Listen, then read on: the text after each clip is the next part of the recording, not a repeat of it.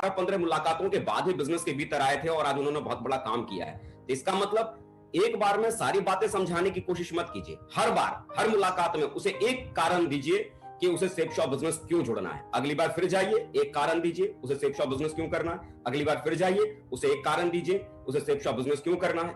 अगर हर बार आप उसे एक कारण अगर देते रहेंगे कि उसे सेफ शॉप बिजनेस क्यों करना है, एक दिन में सारी घुट्टी पिलाने की कोशिश मत कीजिए। आपको पता है 12 मुलाकात मुझे उससे करनी है, तो हर 12 मुलाकातों में मैं किस किस टॉपिक पे उससे बात करूंगा, किस बारे में चर्चा करूंगा, वो पहले से ही तय कर लीजिए। और तय करने के बाद उसी हिसाब से आप लोगों से बात करने की शुरुआत कीजिए। आप देखेंगे कि 12 मुलाकातों में जब जब आप किसी किसी टॉपिक पे आप बात करेंगे, कोई ना कोई उन 12 मुलाकात में ऐसी बात होगी जो उसके दिल को लगेगी और सामने वाला व्यक्ति आपके बिजनेस के भीतर जुड़ने की शुरुआत करेगा। लेकिन इस बात का जरूर ध्यान रखना है कि आपकी मुलाकात का गैप का अंतर बहुत ज्यादा नहीं होना चाहिए। अगर आप किसी व्यक्ति की अगर आप पहले 24 घंटे में फॉलोअप करते हैं तो आपको 90% चांस है कि वो व्यक्ति आपके साथ में जुड़ सकता है। अगर आप 48 घंटे के बाद अगर आप फॉलोअप करते हैं, मतलब दूसरी मुलाकात प्लान देने के बाद जो आप उससे मिलते हैं, अगर 48 घंटे के बाद मिल रहे हैं, तो वो चांस 50% में कन्वर्ट हो जाता है। 50% ही संभावना आपके साथ रहती है कि सामने वाला व्यक्ति आपके बिजनेस में आ सकता है। लेकिन अगर आप 72 घंटे के बाद अगर आप उसका फॉलोअप अगर करते हैं, तो वो व्यक्ति आपके साथ आ भी सकता है और वो व्यक्ति आपके साथ नहीं भी आ सकता है। इसीलिए बिजनेस के भीतर कहा जाता है कि प्लान देने के बाद जो अगली मुलाकात का जो समय आप जो निर्धारित करें, 48 घंटे के भीतर ही भीतर दूसरी मुलाकात उस व्यक्ति से जरूर हो जानी चाहिए। उसके बाद की जो अगली मुलाकात वो भी 48 घंटे के भीतर ही होनी चाहिए। बहुत लंबा गैप नहीं होना चाहिए, बहुत लंबा गैप नहीं होना चाहिए। और एक निश्चित अंतराल के बाद उससे आप मिलते रहिए।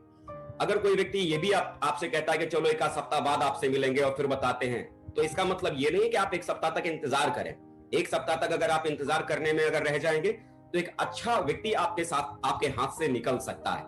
उन्होंने एक सप्ताह बाद मुलाकात करने की बात की है, कोई बात नहीं, लेकिन उसके बाद भी 48 घंटे के बाद आप उनसे फिर से मुलाकात कीजिए, उनसे बात कीजिए। क्योंकि जब आप उनसे मुलाकात करने जाएंगे, आपको देखने के बाद उन्हें पहले ही अंदाजा लग जाएगा कि आप उनसे क्यों मिल रहे हैं।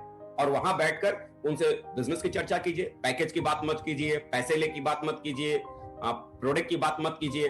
बस सेफ शॉप बिजनेस में क्या अच्छा है, क्या उनके मतलब का, उनके काम का है, उसके ऊपर खाली आप डिस्कस कीजिए।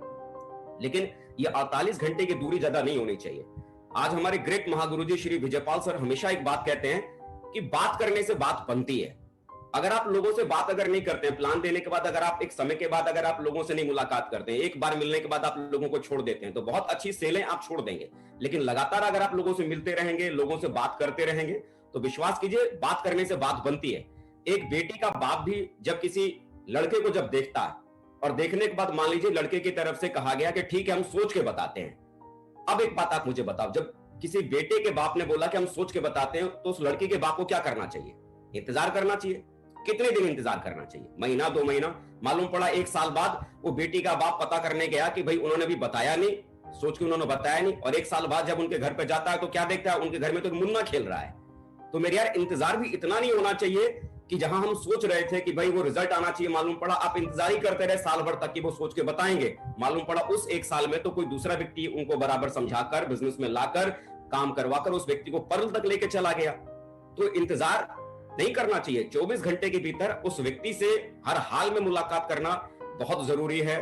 हर हाल में मुलाकात करना जरूरी है।